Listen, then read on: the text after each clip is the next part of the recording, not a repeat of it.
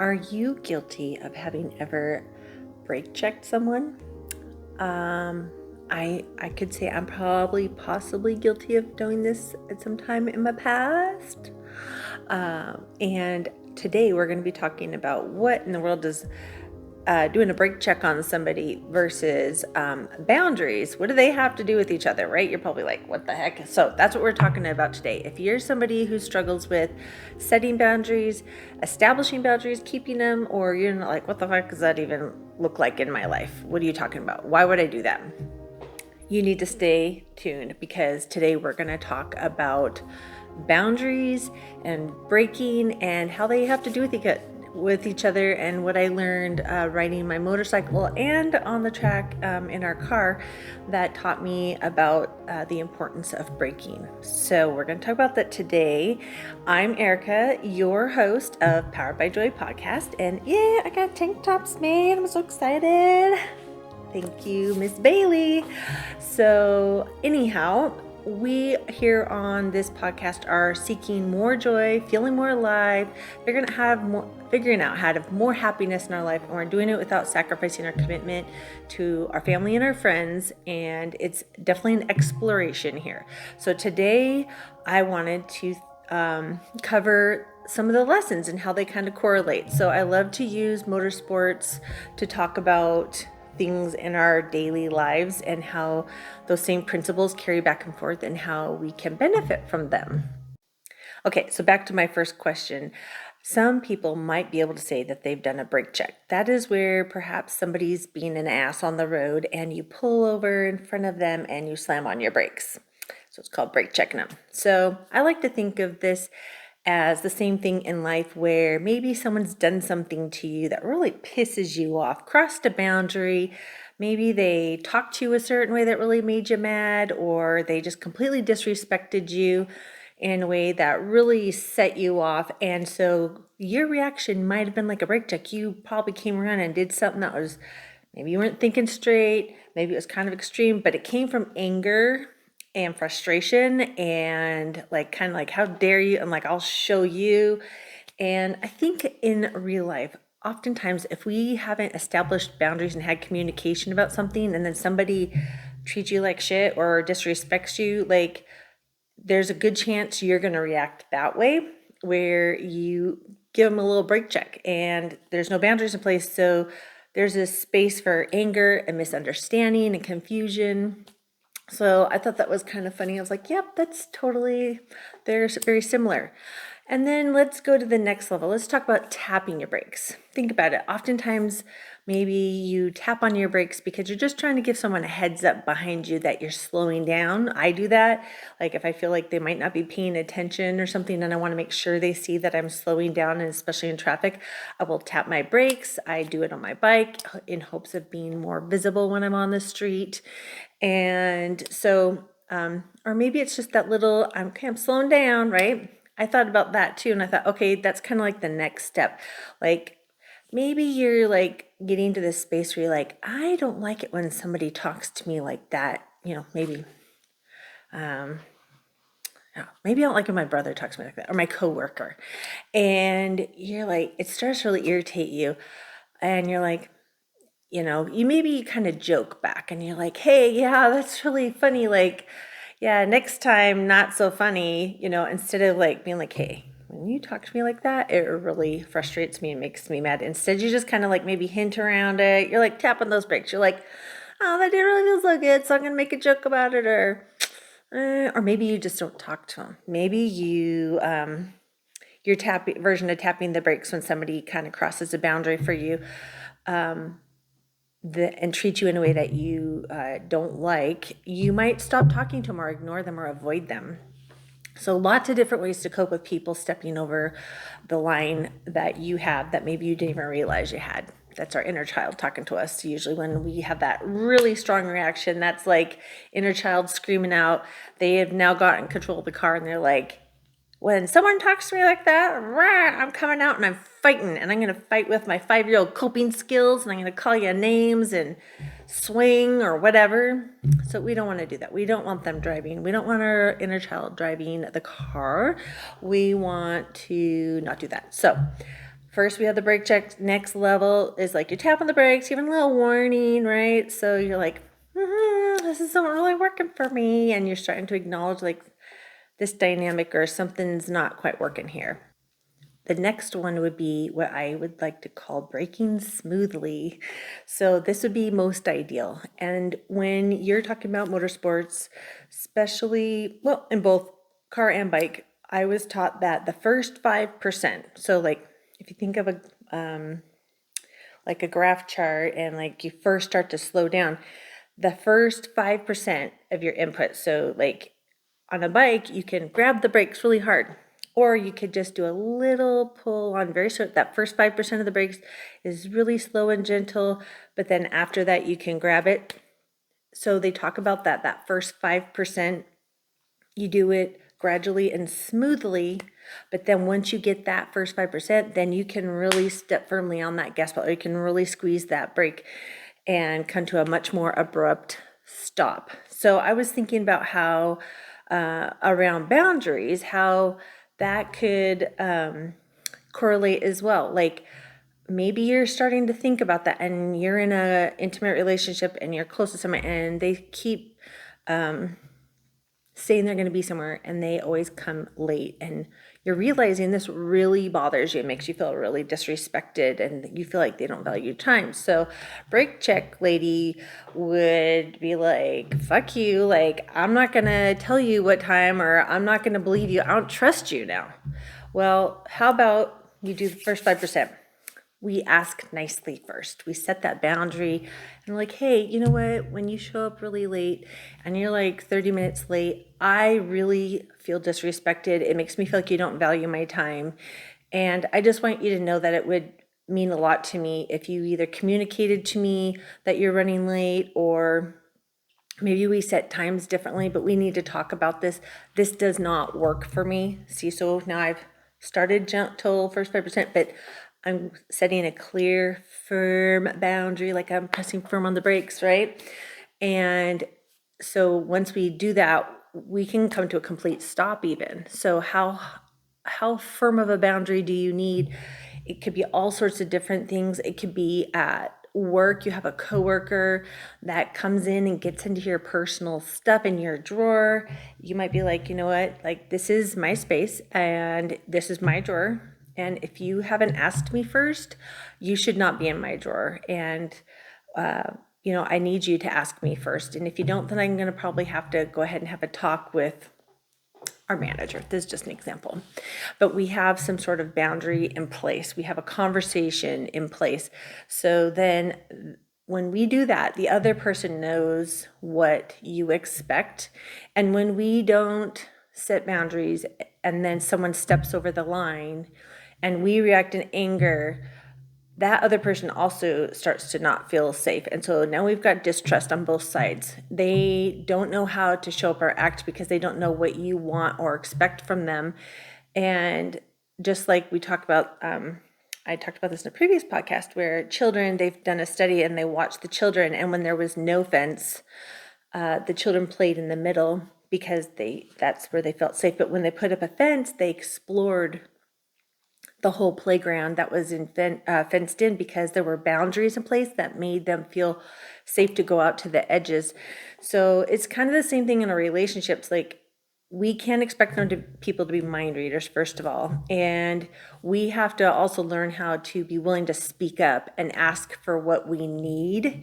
And that can be a slow process. So maybe that first 5% is really uncomfortable of like, hey, when you do that, it bothers me.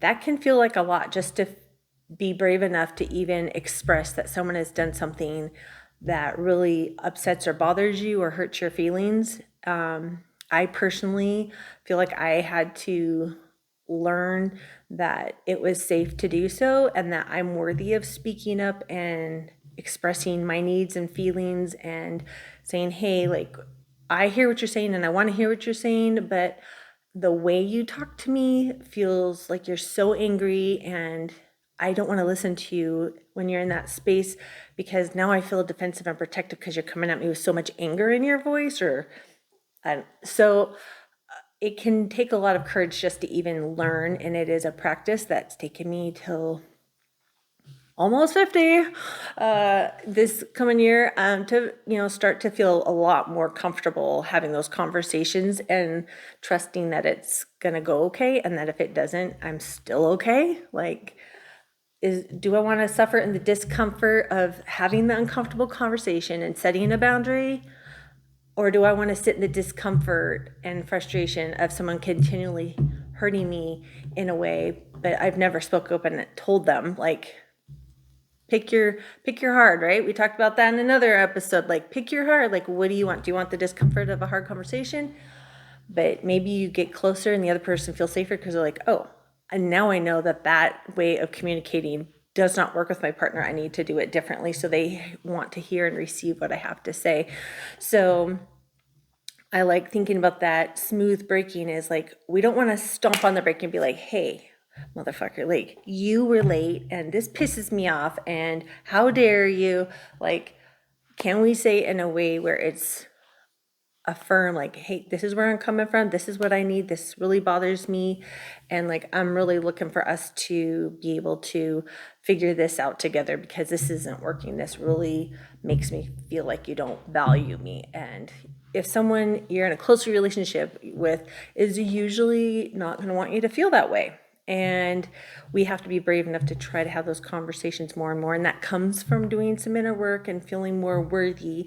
But I love the analogy of the brakes because it teaches us, blah, blah, blah, about how we can apply boundaries. And I like to call them beautiful boundaries because I have found that boundaries can also be thought of as like asking for your needs or desires or wants, and like how you want to be treated or how you want your life to feel. And that can feel very scary to do. And one of the next things I wanted to talk about is trail breaking. So when you think about, you might not know what trail breaking is, but oftentimes when a car or bike is like entering into a turn, you start applying the brakes, and maybe you carry that into the turn and you gradually are slowing down to the point where you're slow enough that you feel safe, at a safe pace to continue through the turn, and you're pointed to take off and go where you want to go. So we have to learn how to, sometimes we set that boundary, and then we have to continue to figure out where that boundary needs to be, to the point where we're like feeling safe and secure to ask for those boundaries to be in place and for our needs to be met, or our relationship dynamics to be different. Like, that can look like some adjusting and like hanging in there until you feel safe. So when I went to the Yamaha champ school, they talked about like, go to the brakes when you feel scared or nervous, and you let off of them when you no longer feel scared or nervous. And I thought, oh, I have permission to hit the brakes longer, like use the brakes where I want to. And I thought that's exactly the same with boundaries. Like, if you're feeling unsafe or nervous or scared, there's probably a boundary that needs to be established, and it might even be with yourself. We need to have boundaries with ourselves, not just with others. So interior. So perfect example of this for me is around like eating. Like, I feel like I can set boundaries with other people, but then holding boundaries with myself. And that would look like, maybe like, I don't want to eat after 8 o'clock at night because then I don't sleep as well. Like, holding that boundary with myself. And then when I don't, there's that discomfort and stress, and then there's a tension there within myself, right? Like, that's awesome to choose that for myself, choosing my own hard. Or I can choose to not eat after 8 and I can sleep better. And so again, I have to choose my hard, right? And I think it's hard for us sometimes to actually set boundaries with ourselves. I found that is actually harder for me than doing that with other people, and you might find it reverse, and it might change in different phases of your life as well. So with trail breaking, I was also thinking about how, like, if you're in a new relationship or in you're creating a new boundary, you don't necessarily want to come in so hot. Maybe you're doing a slow, progressive slowdown, or you're carefully putting in a boundary in place. You're not. So maybe the example that would be like you come into a new relationship and you're dating, like instead of oversharing and over trusting to connect with somebody, maybe you keep a boundary with yourself and with them, and you take your time and like make sure you develop some trust with each other before you share all your deep dark secrets in your attempt to come together and connect. And so those are examples of trail breaking. The other thing I was thinking about is like if you are really abrupt with your breaking or your boundaries and putting them in place, it can upset the chassis. So you think about like if you hit the brakes really hard, it might cause the car to go, or maybe you tuck the front wheel on your bike and now you've crashed.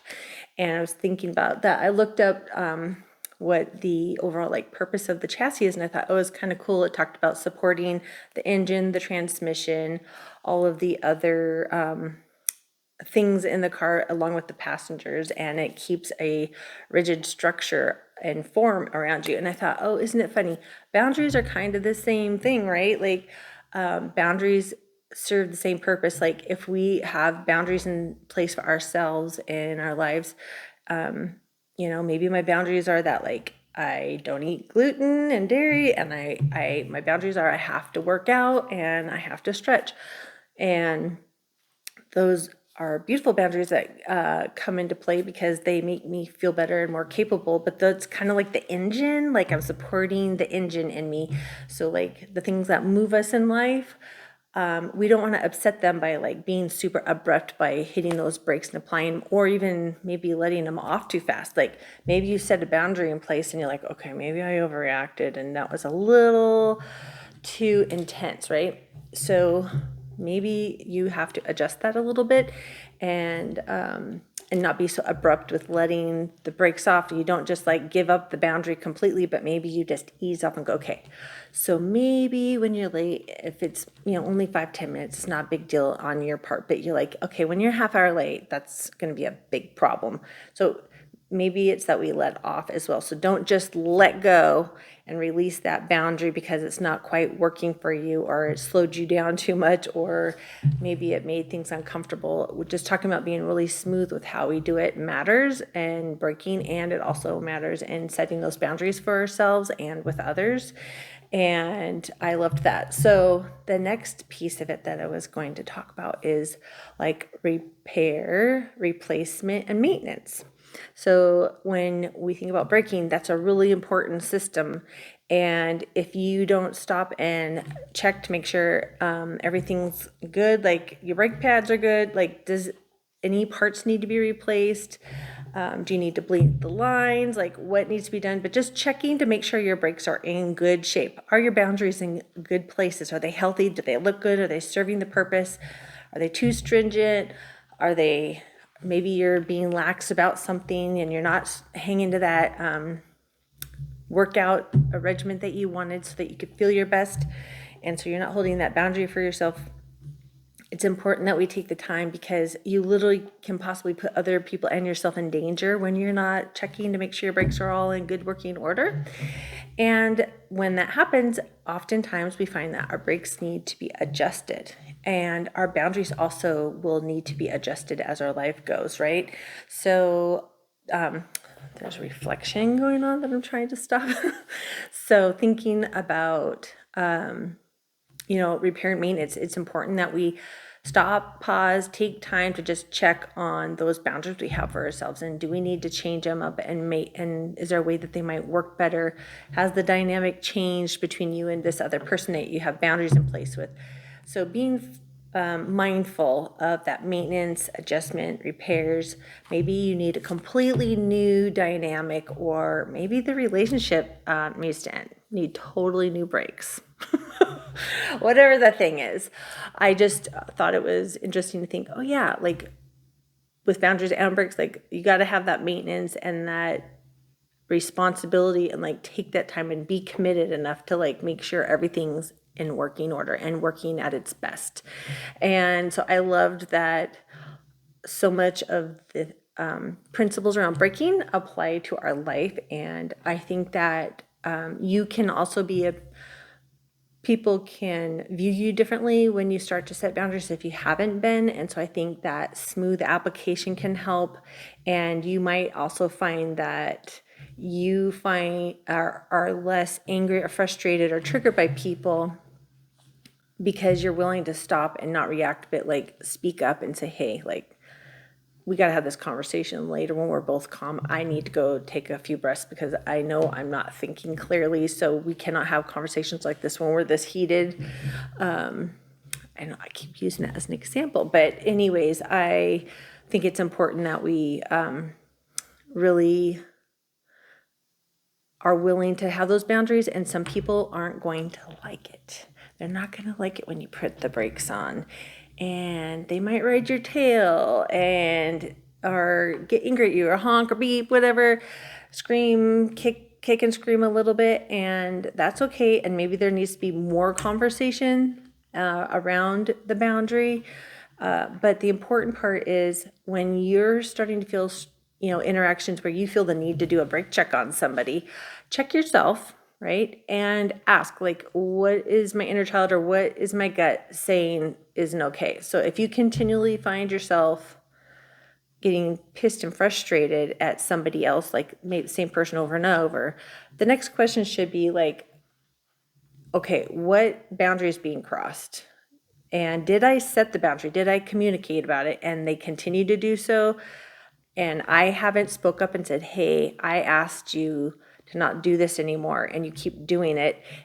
If you haven't said that, you often are actually mad at yourself because you're allowing somebody to treat you in a way that's hurtful to you, and you're not standing up for yourself. So that inner child's like pouting and pissed because that person is breaking those rules or boundaries or not respecting you. And so oftentimes we get mad at them. And when we really slow down and like take a few breaths, if you think about it, you might be actually maybe disappointed or mad at yourself because you didn't have the words or the courage or whatever the reason you didn't express in that time and moment, like, hey, that thing's happening again. Like, and so when you look back, you're like, oh man, why did I let someone do that to me for so long? And let's not be in that place and feel that regret. Let's try to have those conversations. And I understand that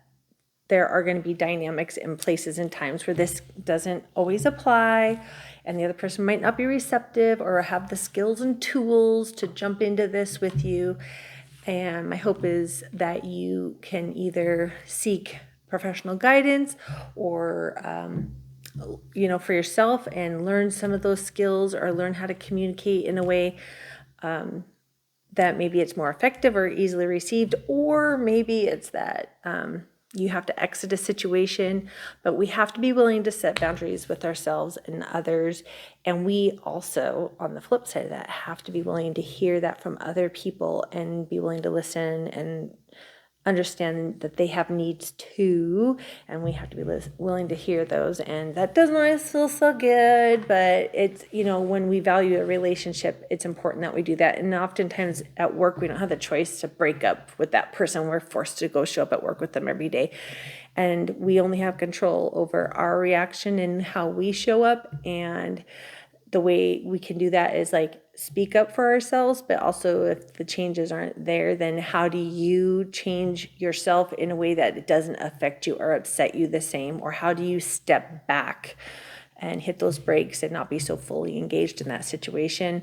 So I hope that you found this helpful. I thought it was kind of fun to talk about the braking and encouraging people to look at boundaries and see them as beautiful, because oftentimes when we start to set those, we feel safer, other people feel safer, we're clear on what our expectations are of each other, and that makes a safe space where happiness and joy come out. And usually if you are in a mistrust or frustration and anger, you're not going to be in that place where you're experiencing more joy coming into your life. And we're seeking more joy and happiness here and pleasure, and that's not happening when you're frustrated, terrified, you don't know how something's going to go.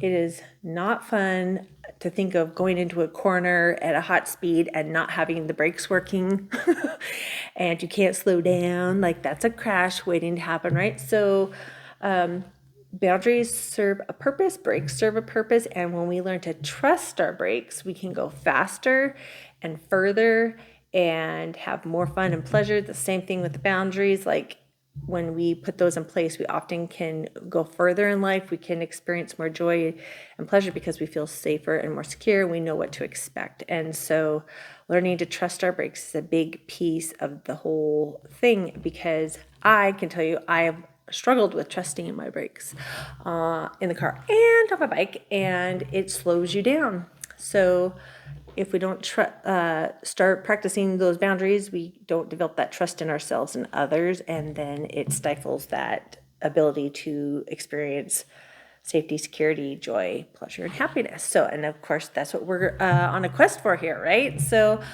again, I hope this was helpful in thinking about concepts that are little tweaks you can make and things you can start working on implementing into your life to experience more joy and pleasure and adventures.